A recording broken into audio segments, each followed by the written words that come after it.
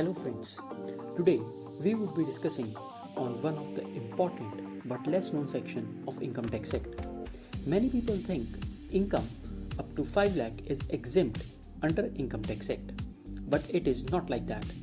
Yes, if income is less than 5 lakh, then tax liability is nil.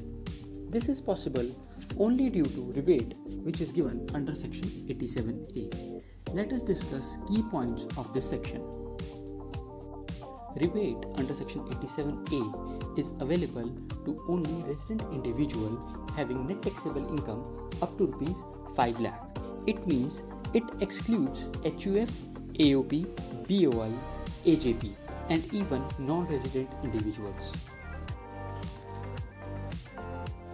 Amount of rebate is 100% of tax payable or rupees 12,500 whichever is lower. This rebate is available for both new and old tax regime. Let us answer two basic questions. Question number 1. What will happen if net taxable income is 5 lakh and 3 rupees? Just think and revert in comment section. In this case, net taxable income would be rupees 5 lakh. This is because net taxable income is always rounded off to nearest of rupee 10. As income is 5 lakh, therefore rebate will be given. Question number 2. What will happen if net taxable income is rupees 5 lakh and 1000? Just think and revert in comment section. In this case, no rebate will be given. This is because income is more than 5 lakh. In this case, even margin relief benefit is also not available. Let's discuss another example. In this example, one of the common mistake is highlighted.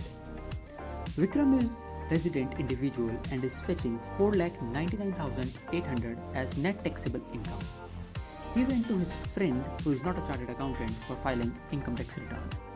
His friend calculated his tax as under. Net taxable income 4,99,800, tax on taxable income 12,490, education cess 499.60 paisa. Total tax liability after rounding off is rupees 490.